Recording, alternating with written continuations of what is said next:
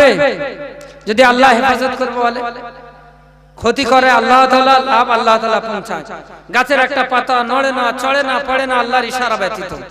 আল্লাহ রাসূল মা আয়েশাকে শেখাচ্ছে ঈমানি কথা। দেখেন, এ আয়েশা, যদি একটা কাঁচের গ্লাস যদি টেবিল থেকে পড়ে যায় আর পড়ে অনেকগুলো টুকরো হয়ে যায়, তুমি এটা ভেবো না যে হঠাৎ করে পড়ে হয়েছে। এটা আগে থেকে আল্লাহর ইলমের মধ্যে ছিল, ওই কাঁচের গ্লাসটা পড়ে কটা টুকরো হবে। আল্লাহু আকবার।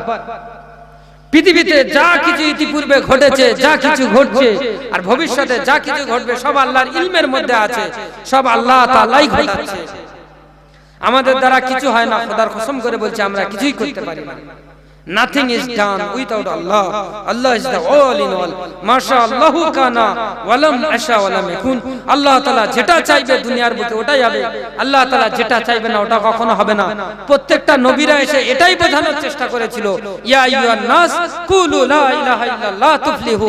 হে মানব জাতি, তোমরা এটাকে মেনে নাও যে আল্লাহ তাআলাই সবকিছু করে। এই জিনিসটা যদি আমরা মেনে নাই, মেরে মুহতারাম বুজুর্গ দোস্ত, আমাদের সমস্ত রোগ সেরে যাবে। এই এদিক ওদিক আর আমাদের ছুটতে হবে না, এখানে গিয়ে মিটিং মিছিল করতে হবে না, এখানে গিয়ে দাঙ্গা হাঙ্গামা করতে হবে না, কিছুই করার প্রয়োজন নেই।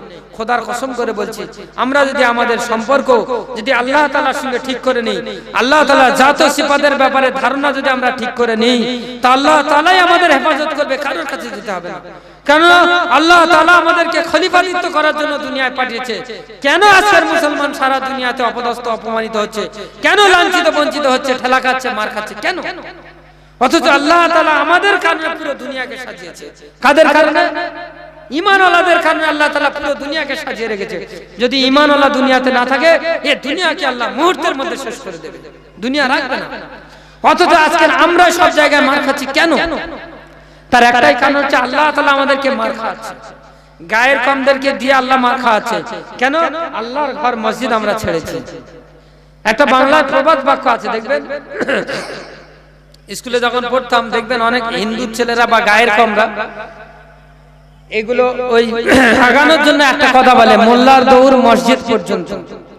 ও ভাই, এটা আগানোর কথা না, এটাই বাস্তব কথা। মোল্লার দৌড় মসজিদ পর্যন্ত। আল্লাহর কসম করে বলছে, মোল্লার দৌড় যদি মসজিদ পর্যন্ত হতো, এই মোল্লাদেরকে কারোর কাছে যেতে হতো না, কারোর কাছে অপমানিত হতে হতো না, কারোর কাছে হাত পাততে হতো না।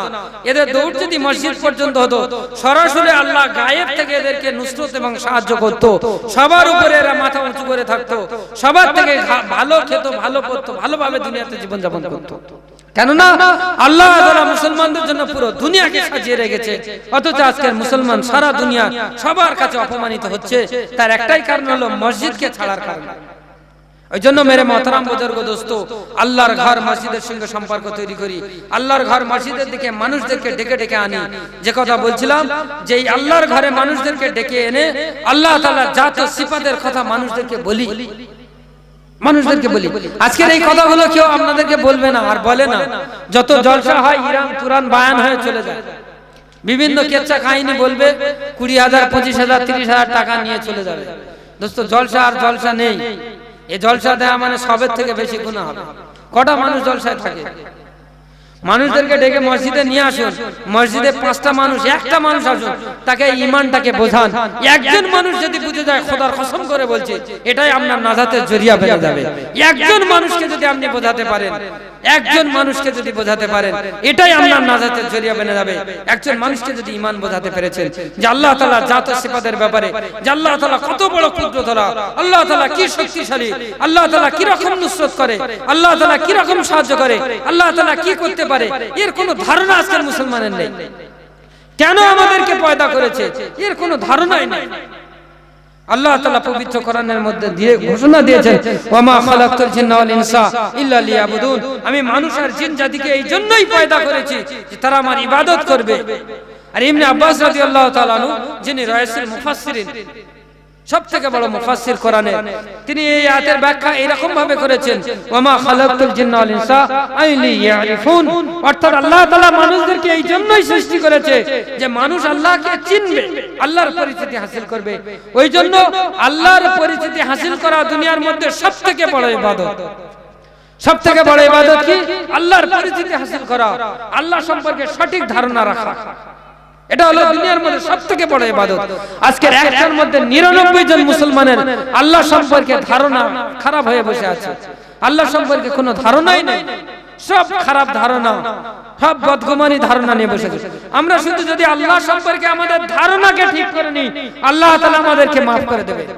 ইন্নাল্লাযীনা ইয়াখশাউনা রাব্বাহুম বিল গায়ব লাহুম মাগফিরাতুন ওয়া রিজকুন কারীম।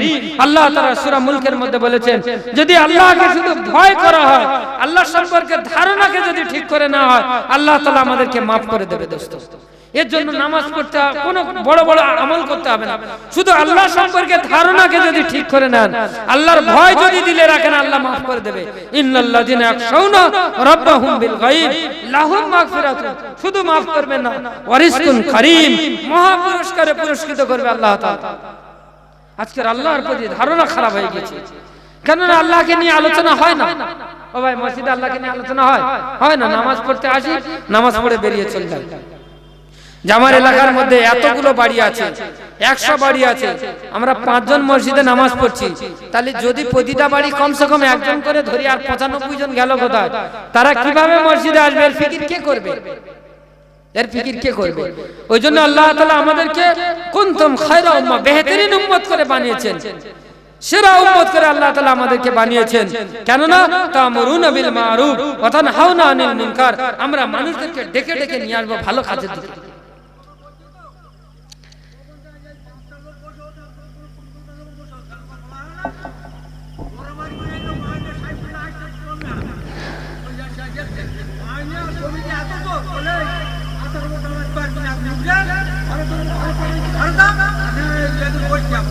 আলহামদুলিল্লাহ, এরকম দরকার তো। এই জন্য কমিটির লোকদেরকে তো প্রথম বলছি, যা কথা বলছি কমিটির লোকের জন্যই বলছি তো, যে এতগুলো মানুষ আছে, এই কটা মানুষ কেন? এত বড় প্যান্ডেল করার কি দরকার ছিল? এত আয়োজন করার কি দরকার ছিল? ওই জন্য মেরে মহতারাম বুজুর্গ দোস্ত, ওই জন্য আসুন আমরা যে কজন বুঝছি ব্যাপারটা, অন্তত আমি যদি একজন মানুষ যদি বুঝে যায়, আমার আসার উদ্দেশ্য হলো এটাই। আমি কিন্তু এই বক্তৃতা করে টাকা ইনকাম করতে আসিনি, আল্লাহ তাআলা আমার ইনকামের অনেক রাস্তা খুলে দিয়েছে। আমি চাইলে ঘন্টায় ঘন্টায় হাজার হাজার টাকা ইনকাম করতে পারি। আমার আসার উদ্দেশ্য হলো, আমি আমার নিজের গাড়ির তেল পুড়িয়ে এসেছি 1000 টাকা খরচ করে। আমার বলার উদ্দেশ্য হলো একজন মানুষ কমসে কম বুঝে যান, যে একজন মানুষ যদি পরিবর্তন হয়ে যায়, এটাই হয়তো আমার নাজাতের জরিয়া মেনে যাবে। দোস্ত, আমি অন্য কাজে আল্লাহ তাআলা, তিনি বাড়ি থেকে বেরিয়েছেন, আর বাড়ি থেকে বেরিয়ে দৌড়ে দৌড়ে যাচ্ছে, আর একথা বলছে, নাফাকতু হানজালা, নাফাকতু হানজালা। হানজালা তো মুনাফিক হয়ে গিয়েছে, নিজেকে মুনাফিক বলছে। মুনাফিক কোনদিন আমরা নিজেকে বলেছি যে আমি মুনাফিক হয়ে গিয়েছি? কেউ যদি আমাকে মুনাফিক বলে, তার উপরে মারতে যাবো কি যাবো না? হাতাহাতি হবে।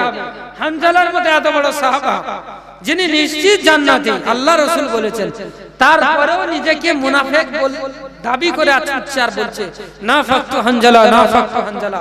এই কথা যখন হযরত আবু বকর রাদিয়াল্লাহু তাআলা শুনতে পেয়েছে, তখন হযরত আবু বকর রাদিয়াল্লাহু তাআলা উনি নিজে বলছে নাফাকতু আবু বকর, নাফাকতু আবু বকর। আবু বকর তো মুনাফিক হয়ে গিয়েছে।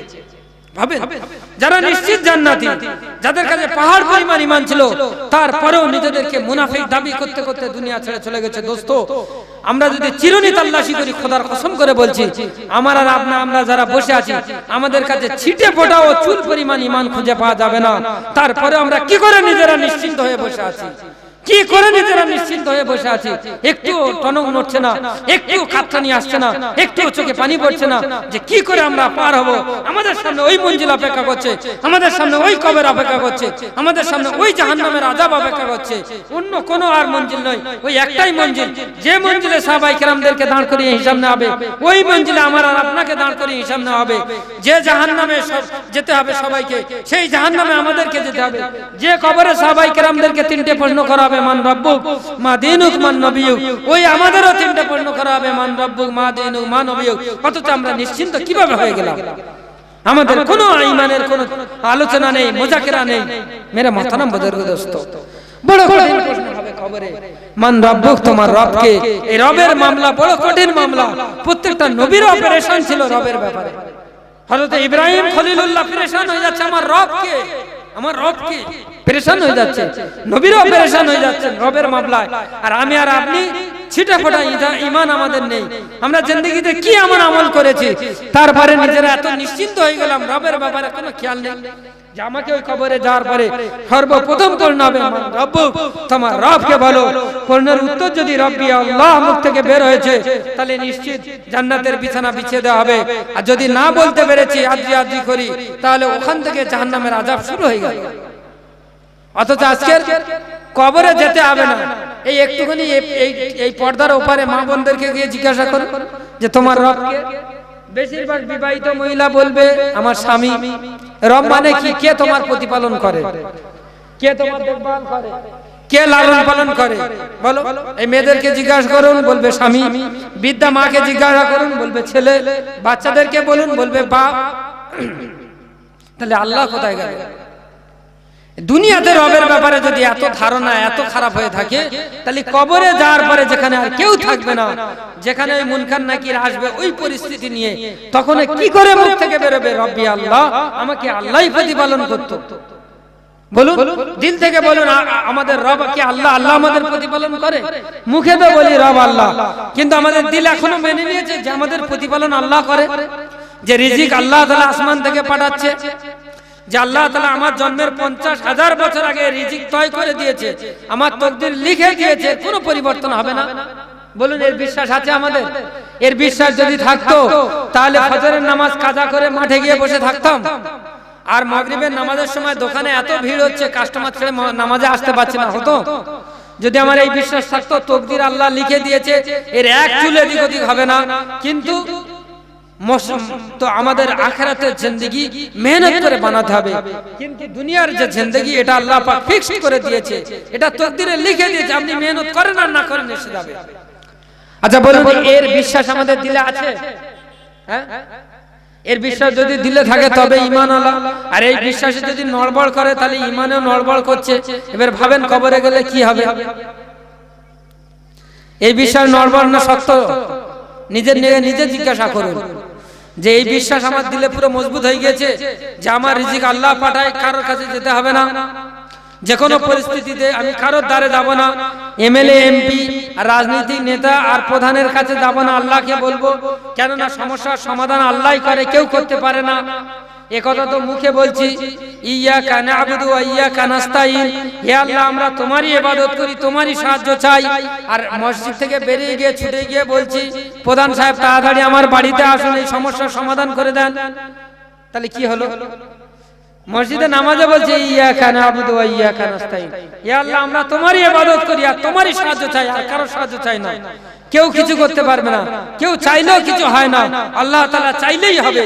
অথচ মসজিদের বাইরে গিয়ে আমাদের ব্যাপারটা অন্যরকম হয়ে যাচ্ছে। তাহলে আমাদের দ্বারা আর কি হবে?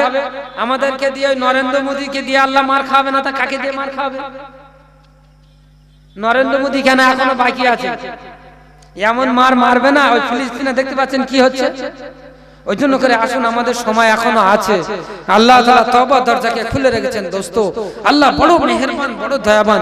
আল্লাহ আমাদেরকে বড় মহব্বত করে। আল্লাহ আমাদেরকে সবথেকে ভালোবেসে বানিয়েছেন, আশরাফুল মখলুকাত করেছেন। আল্লাহ সমস্ত কিছু পৃথিবীতে যা কিছু দেখছেন, লক্ষ লক্ষ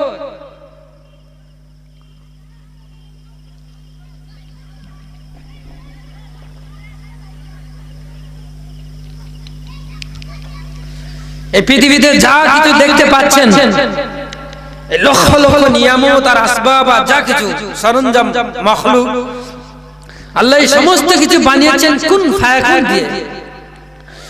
সূরা ইয়াসিনের মধ্যে আল্লাহ তাআলা বলছেন ইন্নামা আমরুহু ইযা আরাদা শাইয়ান আন ইয়াকুলা লাহু কুন ফায়াকুন। আমি কোনো কিছু করার ব্যাপারে শুধু বলি কুন, তা তৈরি হয়ে যায়, ফায়াকুন সেটা তৈরি হয়ে যায়। একমাত্র ইনসানকে আল্লাহ তাআলা কুদরতি হাতে বানিয়েছেন। আল্লাহ তাআলার কুদরতি হাতে মানুষকে বানিয়েছেন, একমাত্র মানুষকে। ওই জন্য আল্লাহ তাআলা বড় মহব্বত করে মানুষদেরকে, 70 মায়ের থেকে বেশি ভালোবাসে। ওই জন্য আল্লাহ তাআলা চান না এই মানুষ ভুল করে জাহান্নামে চলে যাক, চায় না এই মানুষ বিপদে পড়ে যাক। এই জন্য করে আল্লাহ তাআলা বাঁচানোর জন্য হর জামানায় আল্লাহ নবীদেরকে পাঠিয়েছিলেন, মানুষদেরকে বুঝিয়ে জাহান্নাম থেকে ফিরে যাতে জান্নাতমুখী করে।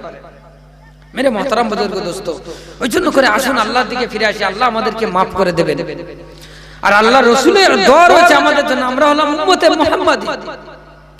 কি ফিল ছিল বনি ইসরাইলের, মুসা আলাইহিস সালাতু ওয়াস সালামের জামানার মানুষ, কি ফিল। একজন যুবক ছিল, নওজোয়ান, খুব ধনী যুবক, কি ফিল তার নাম। মুসা নবীর জামানার একজন যুবক ছিল।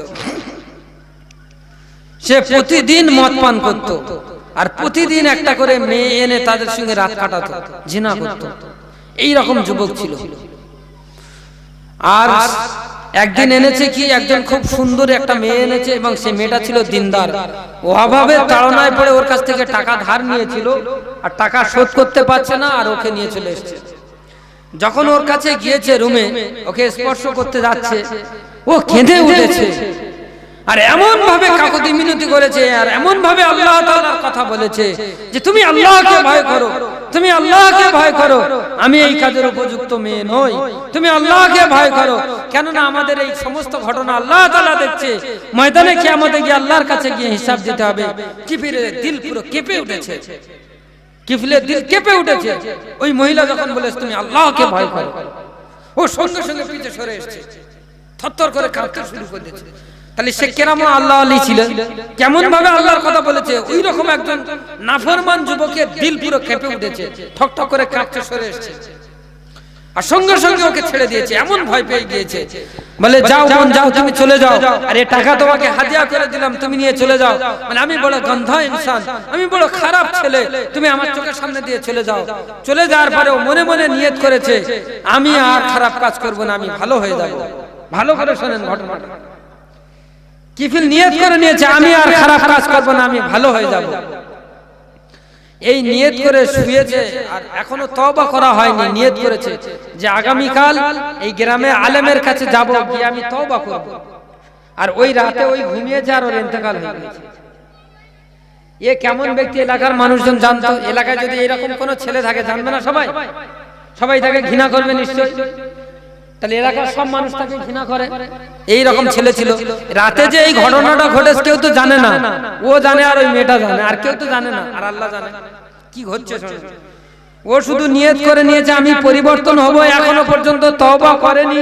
তওবা করার নিয়ত করেছে আর ওইভাবে ওর ইন্তেকাল হয়ে গিয়েছে। আল্লাহ তাআলা কিফিলের দরজার সামনে লিখে দিয়েছে যে আমি আল্লাহ কিফিলের উপরে রাজি হয়ে গিয়েছি, তোমরা কিফিলের উপরে রাজি হয়ে যাও। সুবহানাল্লাহ। আল্লাহ তাআলা কিফিলের দরজা, সকালবেলা লোকজন যাচ্ছে কিফিল মারা গেছে, কিফিল মারা গেছে। আল্লাহ তাআলা জানে এ এমন খারাপ ছিল এর কেউ দেখতেও আসবে না, ওই জন্য ওর দরজার সামনে আল্লাহ লিখে দিয়েছে ফেরেশতা দিয়ে যে আমি আল্লাহ কিফিলের উপরে রাজি হয়ে গিয়েছি, তোমরা এর উপরে রাজি হয়ে যাও। এই লেখার অর্থ কি? তার মানে এবার গ্রামের মানুষ আসবে।